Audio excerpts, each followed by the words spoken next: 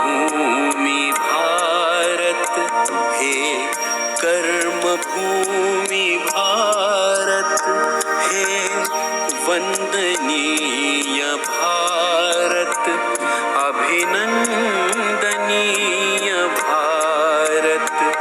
जीवन सुमन चढ़ाकर आराधना करेंगे तेरी, जन्म जन्म भर हम वंदना करेंगे, हम अर्चना करेंगे। भारतीय ज्ञानाचा खजिना, आपला संपन्न आणि समृद्ध वारसा शोधण्याचा हा अद्भुत रम्य प्रवास. लेखक प्रशांत पोळ. भाग 13. आपलं प्राचीन जलव्यवस्थापन.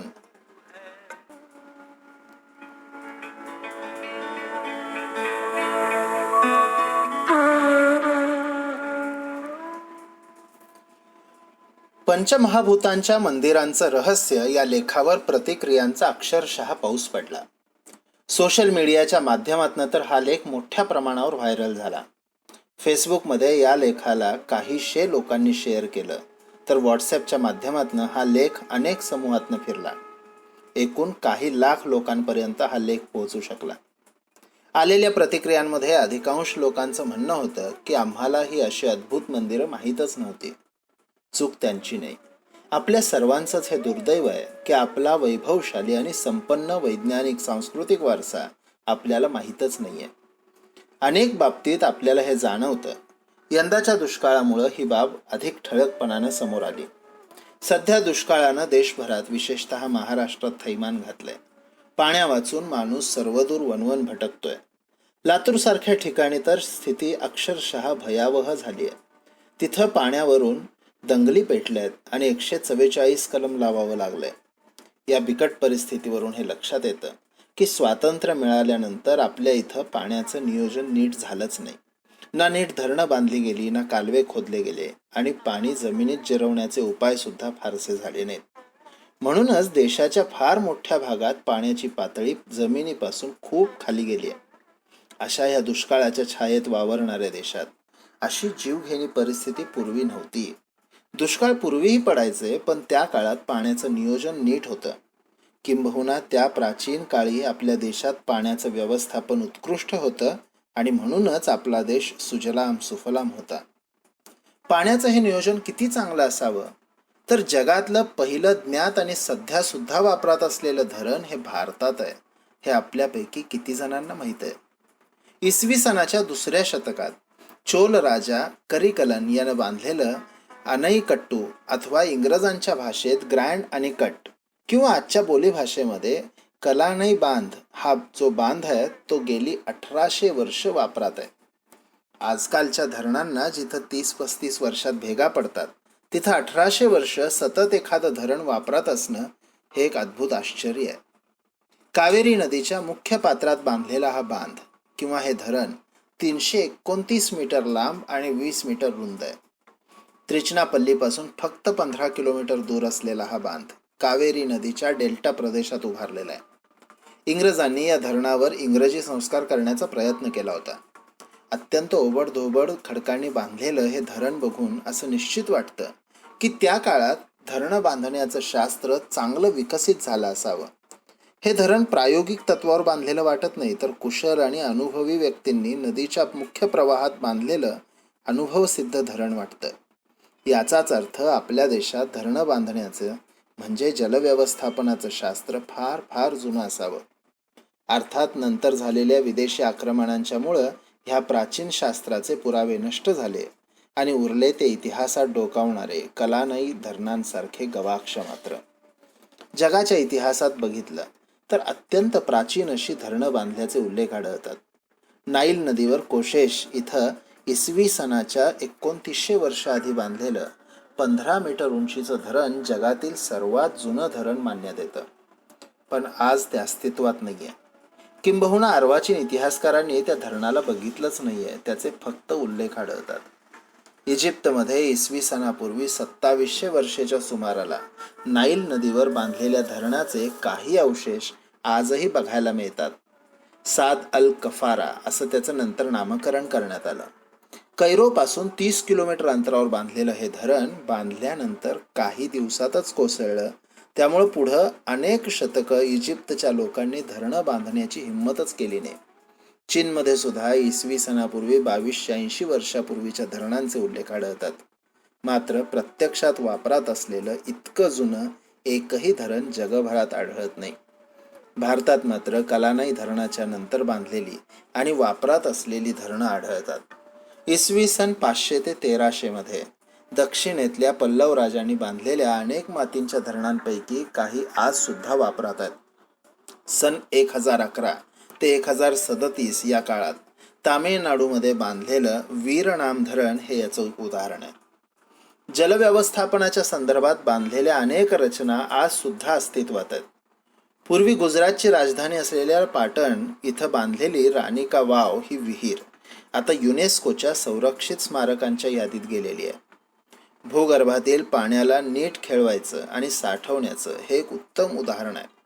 इसवी सन 1022 ते 1063 या काळात बांधण्यात आलेली ही 7 मजली विहीर आज सुद्धा सुस्थितीत आहे.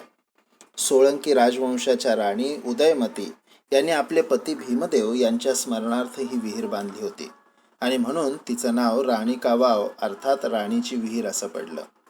हाच काळ होता जेव्हा सोमनाथावर मोहम्मद गझनीनं आक्रमण केलेलं होतं.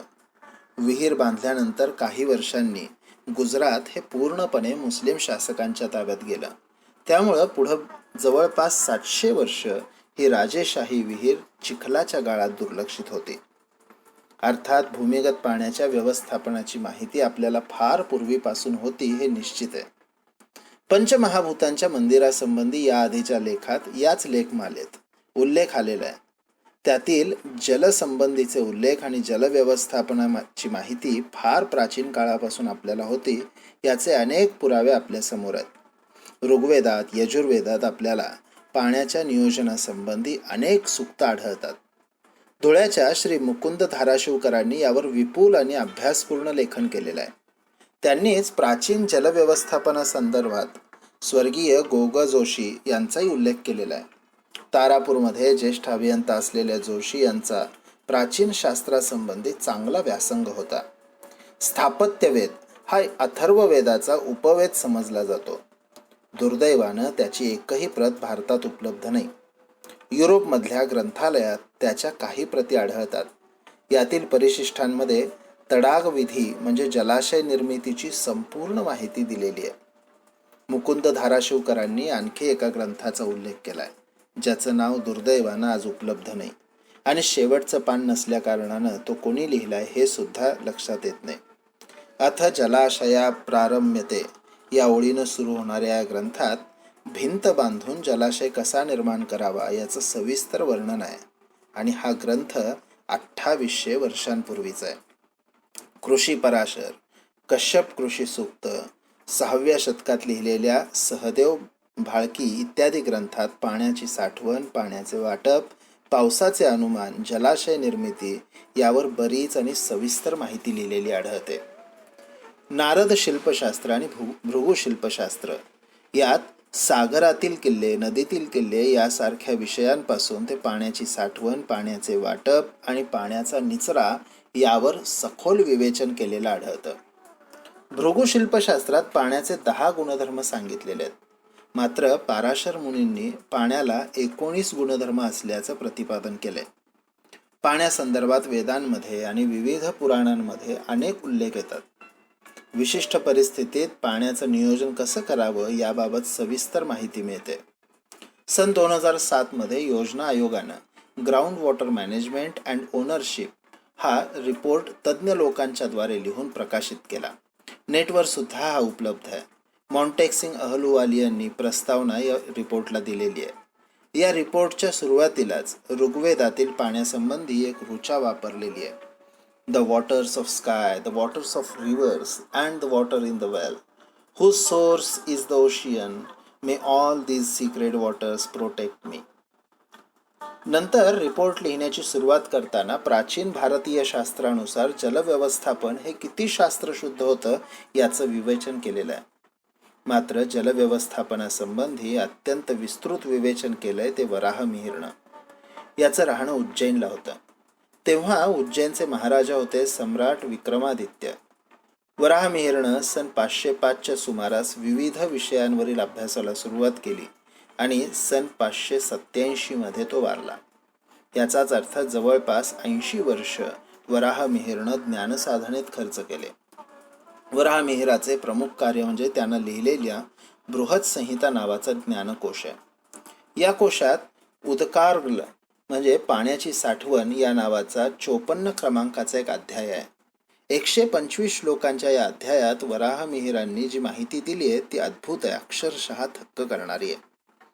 भूगर्भामध्ये पाण्याचा शोध कसा घेता येऊ शकतो या संबंधीचे श्लोक आहेत जे आज सुद्धा आपल्याला चकित करतात. वराहमिहिरनं जमिनीच्या आतील पाणी शोधताना मुख्यतः 3 गोष्टींच्या निरीक्षणावर भर दिलेला आहे. यात त्या भागात उपलब्ध असलेली झाडं, झाडांजवळ असलेली वारुळं, त्या वारुळांची दिशा, त्यात राहणारा प्राणी आणि तिथल्या जमिनीचा रंग, पोत आणि तिची चव यांचा समावेश आहे. या निरीक्षणांच्या आधारे जमिनीच्या आतील पाणी नक्की शोधता येईल असं त्यानं म्हटलंय. लक्षात घ्या, 1500 वर्षांच्याही आधी काहीही आधुनिक संसाधनं माहीत नसताना वराहमिहिर हे ठाम प्रतिपादन करतोय. मात्र हे सर्व करताना वराहमिहिरानं आजच्या वैज्ञानिकांच्या सारख्या नोंदी करून ठेवल्या ज्या महत्त्वपूर्ण आहेत. त्यानं 55 वृक्ष आणि वनस्पतींचा अभ्यास करून मांडणी केली आहे. त्याचप्रमाणे त्यानं मातीचे वर्गीकरण देखील विस्तारानं केलंय. ह्या सर्व निरीक्षणांचे निकष सुद्धा त्यानं मांडून ठेवलेत. यातली काही निरीक्षणं अशी आहेत. भरपूर फांद्या आणि तेलकट साल असलेलं ठेंगणं झाड असेल तर पाणी आढळतं. उन्हाळ्यात जमिनीतून वाफा येताना दिसल्या तर पृष्ठभागाजवळ पाणी असतं. झाडाची एकच फांदी जमिनीकडे झुकलेली असेल तर तिच्या खालील भागात पाणी आढळतं. जेव्हा जमीन गरम झालेली असते तेव्हा एखाद्याच ठिकाणी ती जर थंड लागली तर तिथं पाणी असतं. काटेरी झाडांचे काटे बोथटलेले असतील तर हमखास पाणी मिळतं. यासारखं अशी अनेक निरीक्षणं त्यानं नोंदवलेली आहेत. खरी गंमत तर पुढंच आहे.